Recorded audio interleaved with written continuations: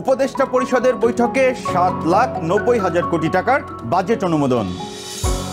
কালো টাকা সাদা করার সুযোগ পুরোপুরি বাতিল, জানালেন অর্থ উপদেষ্টা। রাজনৈতিক দলগুলোর কাছে ছাড় দেওয়ার আহ্বান ডক্টর আলী রিয়াজের। আমাদের আবেদন তারা রিসিভ করেছেন, আমাদেরকে রিসিভ কপি তারা দিয়েছেন। নিবন্ধনের জন্য ইসিতে আবেদন এনসিপির, প্রতীক চেয়েছে শাপলা। দিনের ভোট রাতে করব, যেটা করেছিল তারা 18 সালে, এটা শেখ হাসিনা সাহেবের নির্দেশে। বিতর্কিত 3 নির্বাচন, হাসিনা সহ 19 জনের বিরুদ্ধে অভিযোগ বিএনপির। দর্শক, স্বাগত জানাচ্ছি 3 মিনিটে বাংলাদেশ অনুষ্ঠানে। আপনাদের সঙ্গে আছি আমি বিপ্রজিৎ চন্দ।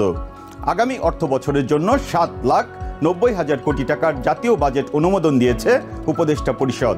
ওয়েবসাইটের মাধ্যমে নাগরিকদের কাছ থেকে মতামত নিয়ে সংযোজন বিয়োজন করে বাজেটের খসড়া চূড়ান্ত করে অর্থ মন্ত্রণালয়। রাষ্ট্রপতির অধ্যাদেশ আকারে এই বাজেট 1 জুলাই থেকে কার্যকর হবে। এদিকে বাজেটোত্তর সংবাদ সম্মেলনে অর্থ উপদেষ্টা ডক্টর সালেউদ্দিন আহমেদ জানান, এবার পরিচালন ব্যয় 5,60,000 কোটি টাকা ধরা হয়েছে, আর বাজেট ঘাটতি 3.62%। সব মিলিয়ে বাজেট বাস্তবায়ন সহজ হবে বলে মনে করছেন তিনি। বাজেটে কালো টাকা সাদা করার বিধান পুরোপুরি বাতিল করা হয়েছে বলেও জানান অর্থ উপদেষ্টা।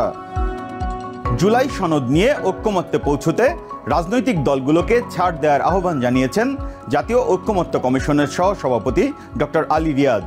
রবিবার দ্বিতীয় ধাপের 5ম দিনের আলোচনায় তিনি বলেন, বেশ কয়েকটি গুরুত্বপূর্ণ ইস্যুতে এখনও রাজনৈতিক দলগুলো ঐক্যমত্যে পৌঁছাতে পারেনি। তাই সভা আগামী 2 দিনের জন্য মুলতবি রাখা হবে, যাতে দলগুলো তাদের নীতি নির্ধারণী পর্যায়ে আলোচনা করে সুস্পষ্ট সিদ্ধান্তে পৌঁছতে পারে।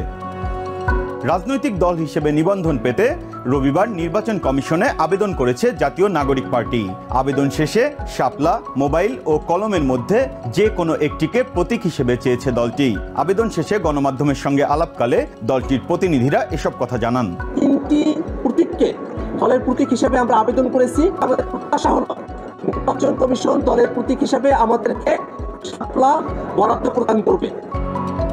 সংবিধান লঙ্ঘন করে বিগত 3 জাতীয় নির্বাচনে অনিয়মের কারণে সাবেক প্রধানমন্ত্রী শেখ হাসিনা ও 3 সিসি সহ 19 জনের বিরুদ্ধে রবিবার ইসিতে অভিযোগ জানিয়েছে বিএনপি।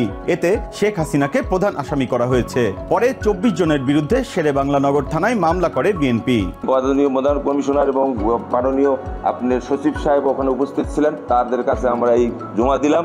আমরা জানি এই বর্তমান সচিব এবং প্রধান নির্বাচন কমিশনের সাথে যারা অন্যান্য নির্বাচন কমিশনার আছেন, এই যে অভিযোগটা আমরা দিলাম, ওনারা ওটা আইনগত ব্যবস্থা নেবেন। দর্শক, আজকের মতো বিদায় নিচ্ছি।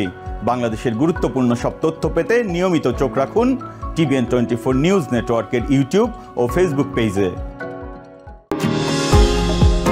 নিউ ইয়র্ক থেকে সম্প্রচারিত TVN 24 টেলিভিশন বিশ্বজুড়ে বাঙালির কণ্ঠস্বর।